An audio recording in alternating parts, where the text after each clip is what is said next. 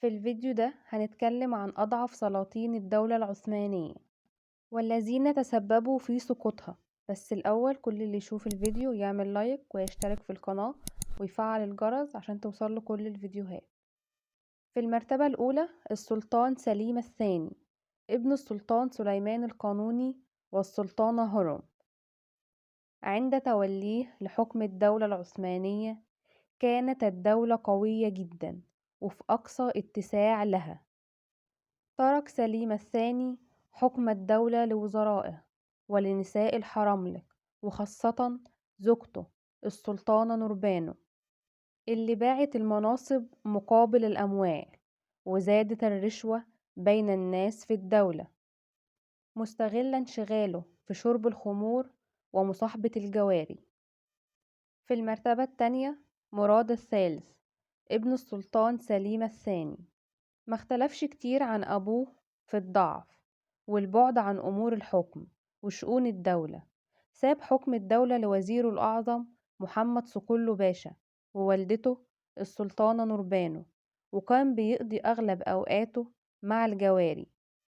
ذكر أحد المؤرخون أن عدد أبنائه قد تجاوز 100 ابن وابنة، وبدأ في عهده عصر سلطنة الحريم.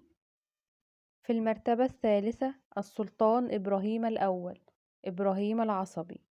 تزايد تدخل الحريم في حكم الدولة في عصره، واضطربت شؤون الدولة بشكل كبير جدا.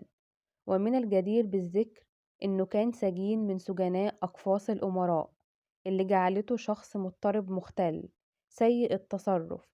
قام بإنفاق جميع الأموال الموجودة في خزينة الدولة على جواريه. ذكر أحد المؤرخون إنه أهدى واحدة من جواريه خزينة الدولة بأكملها مهرا لها، فقام العامة والخاصة بالثورة ضده وإسقاطه، ثم قاموا بإعدامه. في المرتبة الرابعة السلطان محمد الثالث، ابن السلطانة صفية والسلطان مراد الثالث.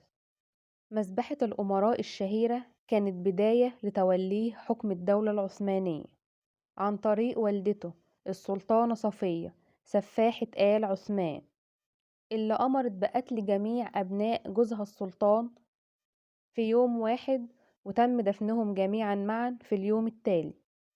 محمد الثالث ترك شؤون الدولة لوزرائه، فقام عدد من الوزراء ببيع المناصب المدنية والعسكرية، وده أدى لضعف العملة العثمانية، وحدث فساد كبير جدا في أنحاء البلاد. بعد كده السلطان مصطفى الرابع، ابن السلطان عبد الحميد الأول. في بداية الأمر قام بالتآمر على عمه سليم الثالث بدعم من الجيش الانكشاري اللي صار عليه بعد ذلك، وطالب بعودة سليم الثالث مرة أخرى، فقام بإعدام عمه عشان يخلو ليه عرش السلطنة العثمانية.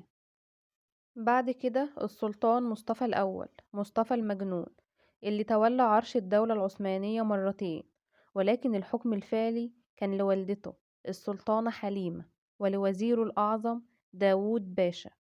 السلطان مصطفى الأول يعتبر أضعف السلاطين العثمانيين الذين اتسموا بالجنون. في المرتبة الأخيرة السلطان مراد الخامس، استولى على عرش الدولة العثمانية بعد خلع عمه عبد العزيز الأول.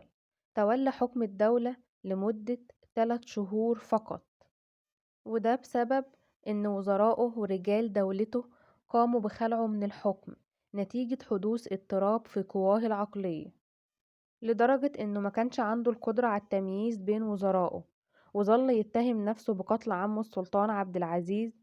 فاضطر الصدر الأعظم للدولة في وقتها أن يقوم بإبعاده عن الحكم. أتمنى يكون الفيديو عجبكم، ما تنسوش الاشتراك في القناة واستنوا الفيديوهات الجاية. معايا أنا هنا علي في زي التاريخ ما بيقول.